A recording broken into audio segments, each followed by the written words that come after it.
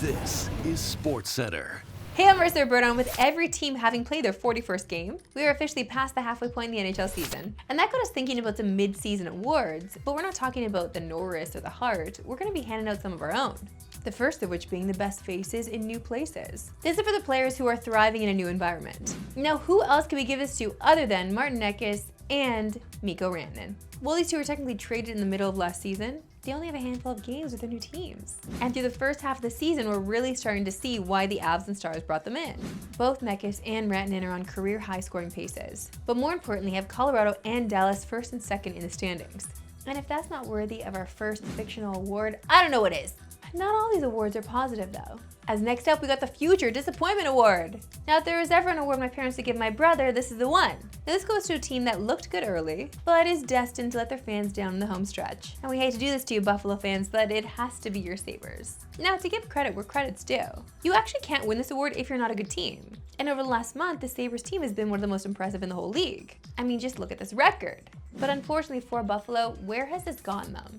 Only in the middle of one of the tightest playoff races in recent history. But credit where credit's due, they are at least in the wildcard spot currently, which would end one of the longest droughts in sports history. We'll just see if they get there. So sorry, Buffalo fans, but at least you got the Bills, eh? But we're gonna end on a positive note because we got one more award to hand out. And that's to the winner of the first half of the season. An award we give to not necessarily the league's top scorer or team, but someone who had a lot go right for them through 41 games. And a guy that fits that description perfectly this year is none other than Sidney Crosby. For starters, he's having another elite individual season, which even at this age should not be surprising people anymore. But what is surprising is that he's doing it on a very competitive team. As for the first time in what feels like a while, the Penguins are in a playoff race. Sid also broke a pretty incredible record in the first half of the season, as by scoring his 1,724th point in a Penguins jersey, he secured the franchise all-time points record. And that accolade alone could have secured this award. But when you pair it with team success, he's undoubtedly our winner for the first half of the season. And my personal award for keep him hanging, the Toronto Maple Leafs. Like, we want to get out, you know, you're out in the first half of the season. Just like, okay, don't bring me back again, you know? And now they brought us back. Oh God, Cowan last night. Ah! To the NFL, and we're just a day away from wildcard weekend officially getting underway. So who better to join us than our guy Davis Sanchez? Great to see you, Chezzy. Good afternoon. Okay, Davis, of the 6 games we have, 4 of the teams are road favorites. Which of these home dogs is most likely to pull off an upset and why? Yeah, I like all 4 of the road favorites this week. I do. So I don't think any of those teams win, but Jacksonville, Buffalo, and Chicago, Green Bay, any of those 4 teams win, it's not going to be considered an upset. Those are both essentially pick-em games, coin flip games. If I have to pick one team of those home dogs, I would take Chicago, just because the Green Bay Packers have really fallen off a cliff the last half of the season here. I still think they're the better team, but they're on the road. I mean, some of the key numbers, the last half of the season, the last 2 months, the Green Bay Packers are giving up second most yards per pass to any team in the playoffs. They've obviously lost 4 straight games. I think that game's going to just come down to the Packers-Bears game will come down to special teams or turnovers. I don't think either of those defenses are good enough to get stops if they're behind and there's some momentum. I think those teams will struggle to come back just because their defense can't get stopped. So Chicago would be the team, but again, I took the Packers. I think the Packers are a better team, but if you're going to make me take one of those teams, I would take Chicago. That's a coin flip. Of all the teams playing this weekend, who do you think is most likely to make a Super Bowl run? The New England Patriots have the path of least resistance. I mean, if the Patriots can beat the Chargers, now we're looking at they're going to be either hosting Houston or hosting Buffalo. Now, both Houston and Buffalo are explosive teams on one side of the ball, but both of them have glaring weaknesses on the other side of the ball. And so if you're telling me 6 months ago, you're the New England Patriots and you're going to get a divisional game at home against a team that on one side of the ball has some pretty significant weaknesses, I would take that. So I think They have, again, the path of least resistance, the Patriots, and that would end up having them go likely to Denver for the AFC Championship. But yeah, I like their matchups are the best. I think the AFC is the easier conference right now, and I think their matchups are the best. David Sanchez, a pleasure as always. You can watch Wildcard Weekend all weekend long on TSN and CTV as we got you covered for every game. Saturday, it's a doubleheader starting with the Rams and Panthers, followed by the Packers and Bears. Then a tripleheader Sunday starting with Jags Bills, then at 4:30 Niners Eagles, and then Sunday night it's the Chargers and Pats. And it all concludes Monday night with the Steelers hosting the Texans. So you got your plans made, friends. Lock in. Okay, so we just talked with Chesy about Wildcard Weekend, but we are by no means done talking about it. So we gotta hit you with some FanDuel fast facts to give you all the info you need before betting this weekend's slate. So you know how this works. Let's put 40 seconds on the clock, and here we go. That's my Wario. Rams Panthers will be the 16th playoff matchup in the Super Bowl era between a team with fewer than 9 regular season wins and a team with 12 or more regular season wins. I'm off to a really bad start. Okay.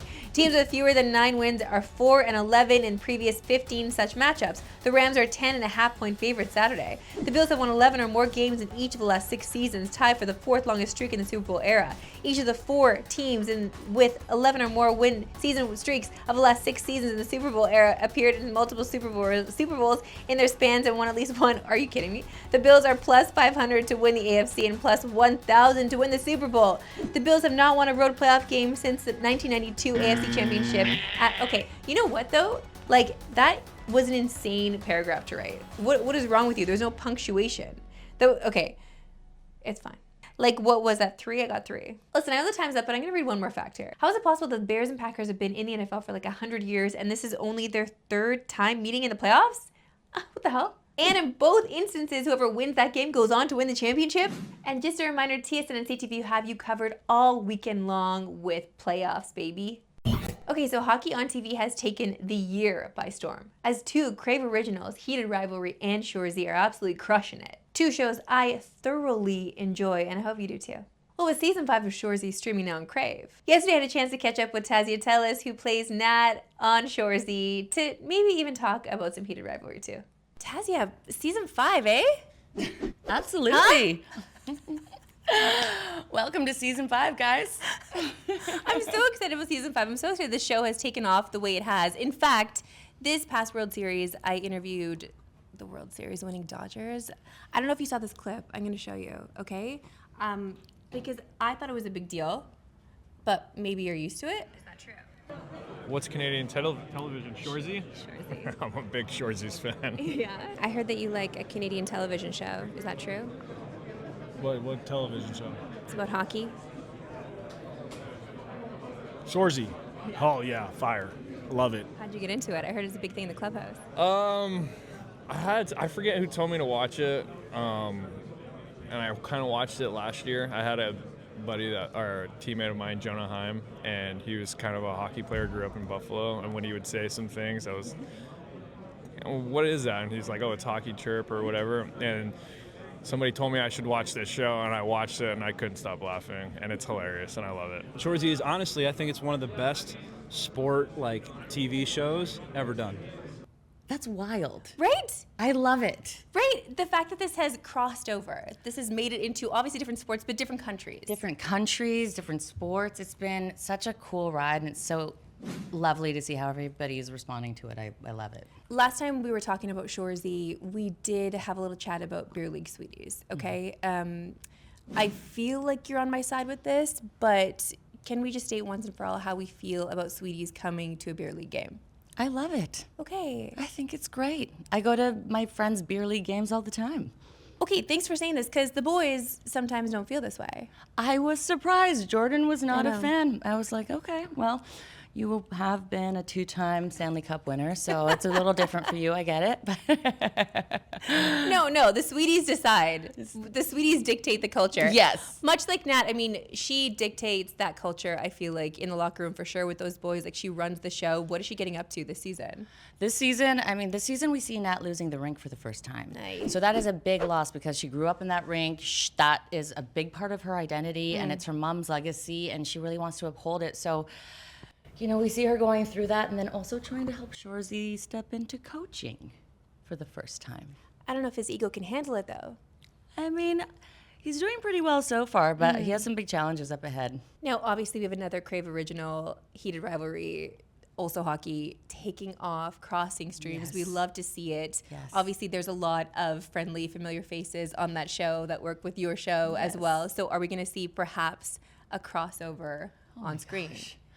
I don't know if that's going to happen, but that would be wild. I agree. Would be wild. It would be insane to see. Would Yeah. love it, Yeah. obviously. But now I have to ask you, have you read any hockey smut? You know what? I just finished a book, and I'm like, Heated Rivalry is going to be the first book I pick up next. So I'm excited to see what happens so I can then, you know, compare it to the TV show and see if it got all the goods there. I mean, I have some books if you want to borrow. Oh, I've been into the hockey smut for a minute. have you? I have. I can't actually. wait. I just feel like it's so good for the culture. It's good for the girlies, but also good for the guys. Yeah, right? Okay, everybody, get on the hockey smut. Get on the shores if you haven't yet. Thanks so much for doing this. Of course, anytime. What an absolute beauty. Love chatting with her. That's it for me today. Luke will be filling in Monday. I'm actually headed off to Japan, okay? So follow along on my stories if you'd like. If not, I'll see you when I get back. Go Bills!